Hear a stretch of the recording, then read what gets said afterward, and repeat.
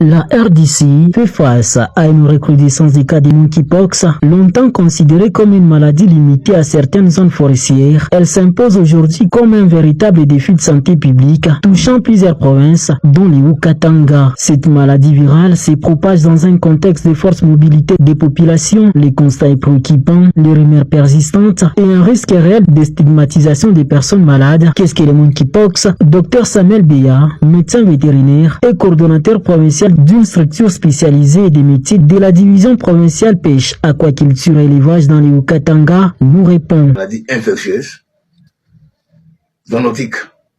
Et cette pathologie, elle est d'origine animale. Pas n'importe quel animal, mais plus précisément le singe, agent intermédiaire de cette pathologie-là. Et certains animaux aussi, étant entrés en contact avec des animaux qui sont aussi déjà contaminés. Le monkeypox se transmet principalement par contact direct avec une personne infectée ou avec des objets contaminés. La transmission peut également se faire de l'animal à l'homme. La transmission d'abord en général dans cette pathologie, elle est d'abord du genre contact direct avec eux. Et déjà, ouais, je suis en contact permanent avec eux. Et c'est parti avec les animaux.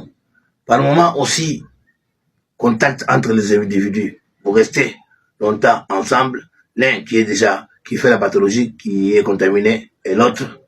Et encore, par les vêtements. Les vêtements que nous échangeons, nous habillons, et on se contamine comme ça. Les animaux sauvages sont les principaux réservoirs du virus. Toutefois, certains animaux domestiques peuvent aussi être contaminés et transmettre la maladie. Les animaux là, quand on les vend, d'où ils viennent, là où ils sont venus dans un milieu qui était purement contaminé, où ils faisaient déjà la pathologie. Et quand ils viennent avec nous, regarde, je viens avec eux comme ça. Si je les ai eu quelque part où il y avait cette pathologie, ils sont déjà prédisposés à ça. C'est automatique qu'ils deviennent notre intermédiaire. Ils sont là maintenant avec moi pour... si je ne suis pas bien immunisé, je ne suis pas bien contrôlé, je ne tiens pas compte des lésions quelconques par rapport à eux, et c'est automatique que mes compagnons, les animaux domestiques, peuvent me contaminer. Il y a aussi les animaux que nous utilisons dans la consommation. Je prends l'exemple de la viande boucanée.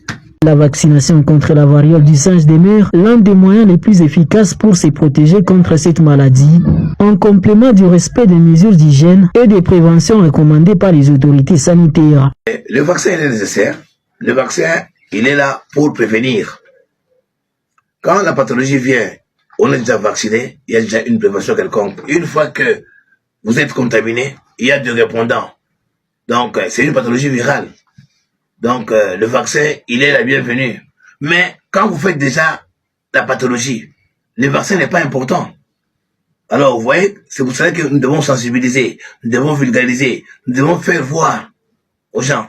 Face à cette situation, la sensibilisation reste l'arme la plus efficace. Informer correctement la population, lutter contre les fausses rumeurs et encourager les dépistages précoces sont essentiels pour freiner la propagation du virus. Les autorités sanitaires appellent chacun à la vigilance et à la responsabilité collective.